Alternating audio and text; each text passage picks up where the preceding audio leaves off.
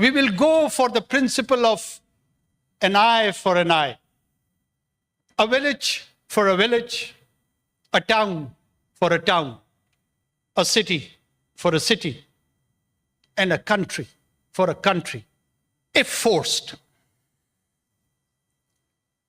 Let there be no confusion, internally or externally. We will not blink. So think 1,000 times prior to whatever you want to do. We are not a nation of warmongers. We are not here for war, but we are prepared for any war imposed on us. انوراللہ کھاکڑ صاحب.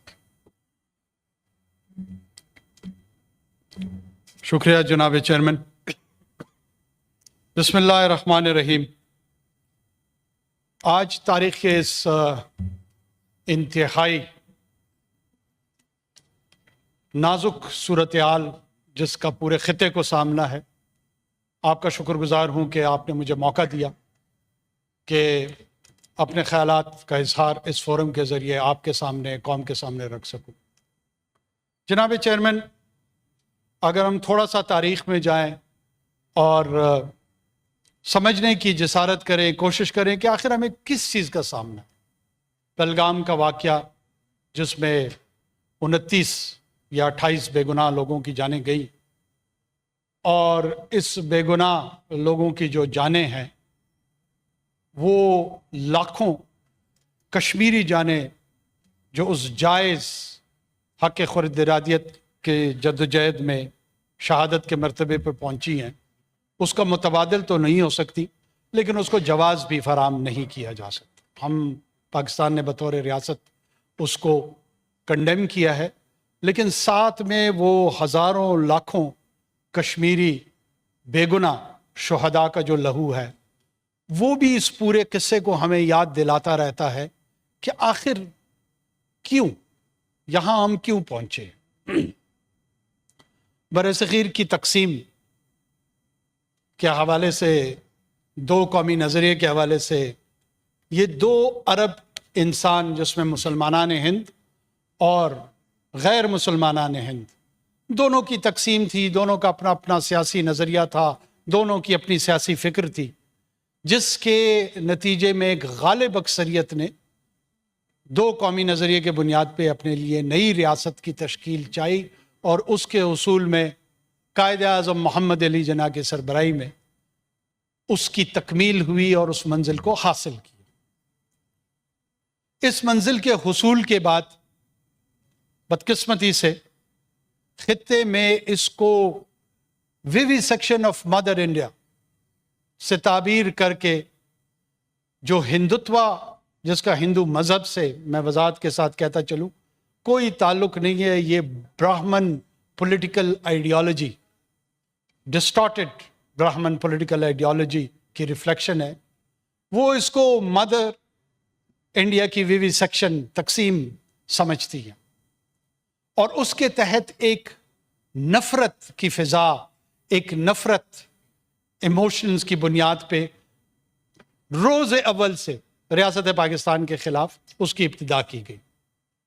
مختلف جگہوں پہ ہمیں اس کا مظہر ملتا ہے، لیکن خصوصی طور پہ کشمیر میں جس طریقے سے ریاستی جبر، ریاستی فوجی قوت کے ذریعے بزور شمشیر ان کی پاپولیشن کی مرضی کے خلاف قبضہ جمایا گیا، اس قبضے کے جواز کو کشمیری حریت قیادت نے سال ہا سال سے، نسل در نسل سے ریزسٹ کیا، مزاحمت کی، اور اس مزاحمت کے نتیجے میں کبھی بھی اس کو قانونی جواز اور شکل فراہم نہیں کی. جو کشمیری شناخت جس نے یہ فیصلہ کرنا تھا کہ یہ کشمیری شناخت دریائے سندھ کی طرح شامل ہوگی پاکستانی شناخت میں یا ہندوستانی شناخت میں، یہ فیصلہ اب تک کشمیریوں کو یہ حق میسر نہیں آیا جو انڈین انڈیپینڈنس ایکٹ کے تحت ان کو حاصل تھا. यूनाइटेड नेशन की सिक्योरिटी काउंसिल में ये मामला गया और उसमें ये एक इंटरनेशनली डिस्प्यूटेड एरिया है।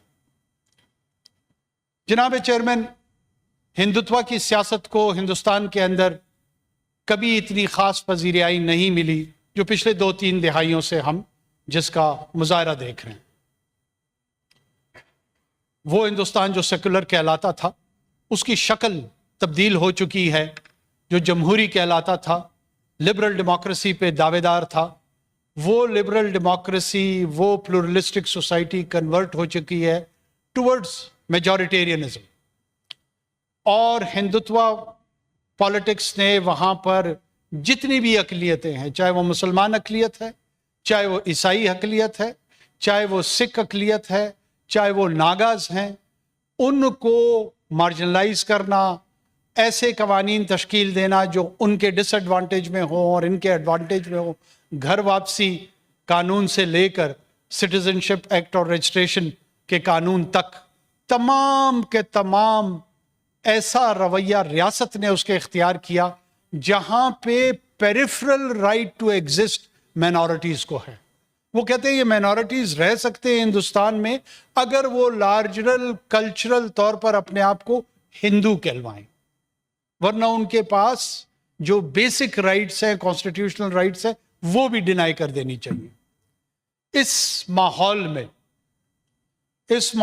में इस्लाम खुसूसी तौर पे एक नारा वो देते हैं कि पहले कसाई फिर ईसाई, यानी पेजॉरेटरी वर्ड इस्तेमाल करते हैं मुसलमानों के लिए कि ये ज़बिया करते हैं कि पहले इनको निशाना बनाओ और फिर उसके साथ ईसाइयों को निशाना बनाओ। क्यों?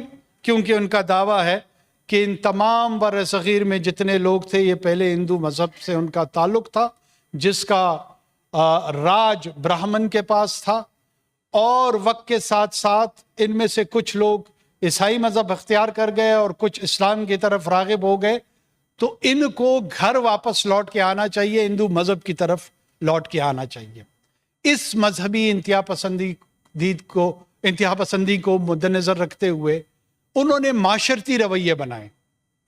मॉब लिंचिंग, जिसमें गौ माता की बेहुरमती के इल्ज़ाम पे इंसानों को गौ मूत्र या गौ की ज़बिया के इल्ज़ाम में इंसानों का कत्ल आम करना एक एक्सेप्टेबल मशगला हो गया, एक ऐसा रवैया हो गया जिसको वहाँ का माशरा और रियासत दोनों न सिर्फ दरगुजर करते हैं बल्कि उसको कबूलियत का दर्जा दे दिया। हमसाए में इनके भूटान, नेपाल, श्रीलंका, बांग्लादेश सबको ज़ेरे नगू करने की कोशिश की है और उसमें एक हद तक शायद उनको कामयाबी भी मिली है। तो रह गया कौन? रह गया पाकिस्तान।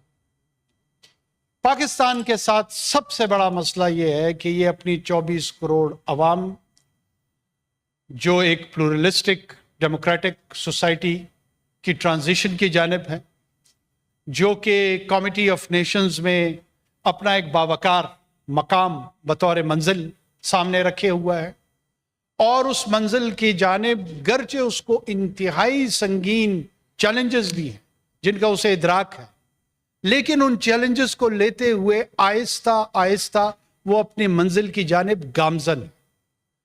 ऐसे में इस हिंदुस्तान की हेजेमोनिक डिज़ाइन के सामने अगर कोई खड़ा है in terms of capacity and in terms of intent, जिसका इरादा भी है और जिसके पास ये सलाहियत भी है, वो पाकिस्तान की रियासत है।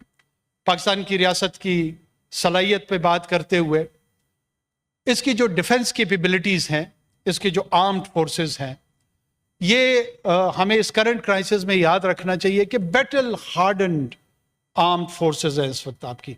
यहाँ से current army chief general Syed Asim Munir साहब से लेकर जो लेफ्टिनेंट इस वक्त सर्व कर रहा है, शायद ही कोई ऐसा अफसर हो जिसने तोप की गनगरज सुनी नहीं, जिसने जहाज के मिसाइल की आवाज़ सुनी नहीं, जिसने अपने सीने पे कोई ज़ख्म सजाया नहीं, जिसने बुलेट्स का सामना नहीं किया, دونوں صورتوں میں، چلانے کی بھی صورت میں اور سامنا کرنے کی بھی صورت میں.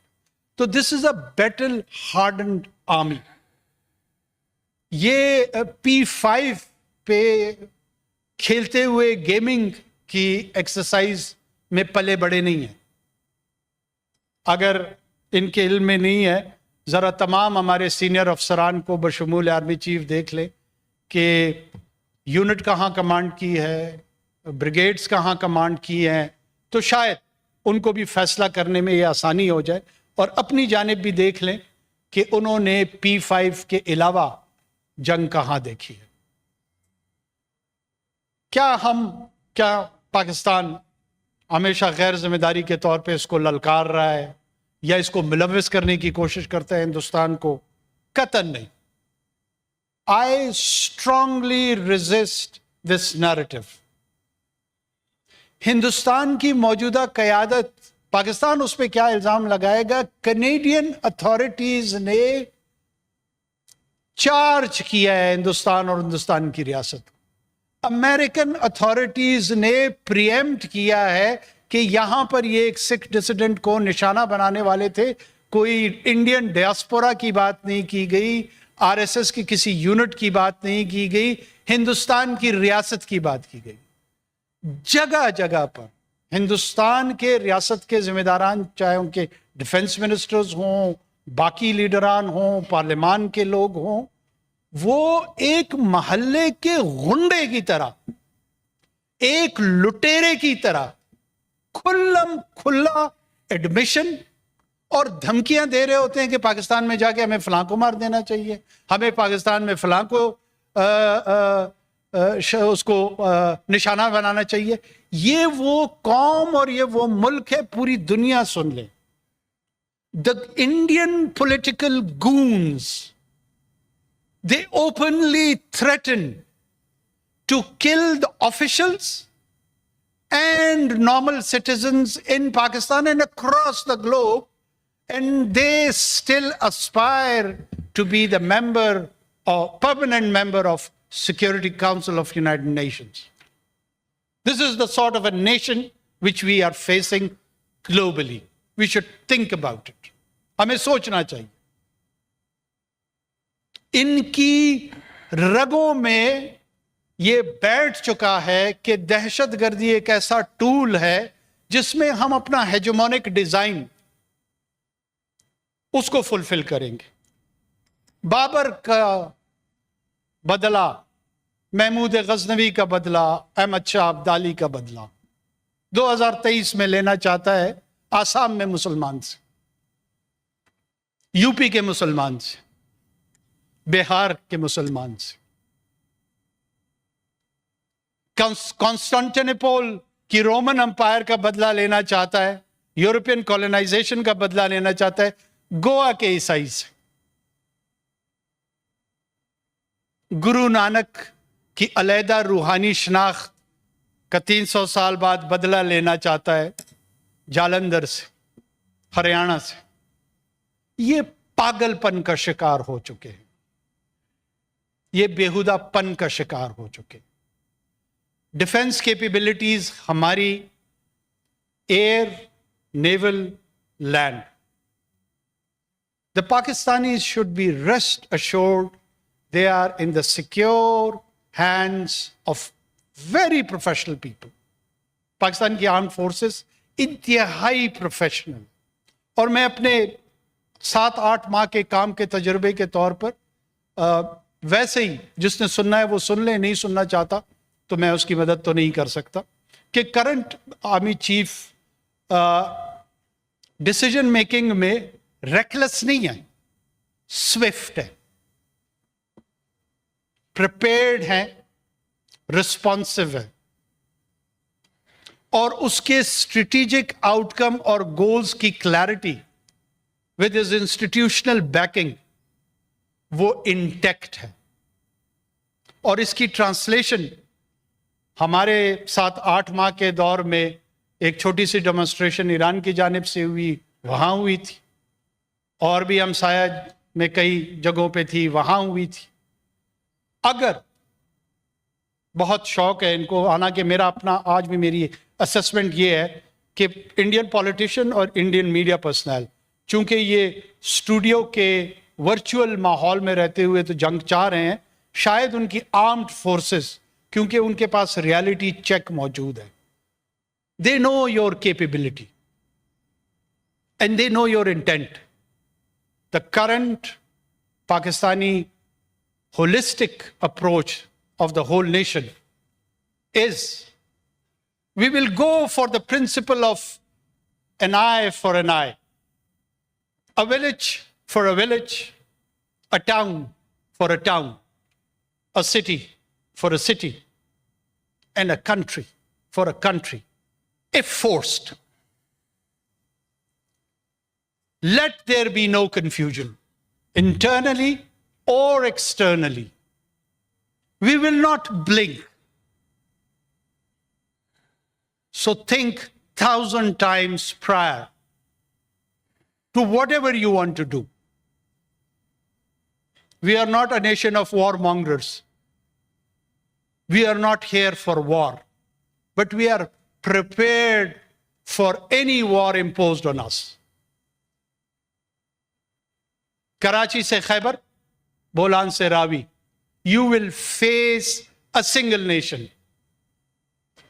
a professional armed forces backed by a whole of the nation approach, जिसकी ये गलत फहमी थी कि शायद हमारे पॉलिटिकल पोलराइज्ड माहौल की वजह से अपोजिशन मशरक में जाएगी, हुकूमत मगरब में जाएगी और साउथ और नॉर्थ में किसी और का सफर होगा. शुक्रिया. वहां पर ये मैं रिमाइंड कराता चलूं कि when it comes to the cricket and India, we are always one. बहुत शुक्रिया जनाब चेयरमैन. जी, सेनेटर कामरान मुर्तजा साहब.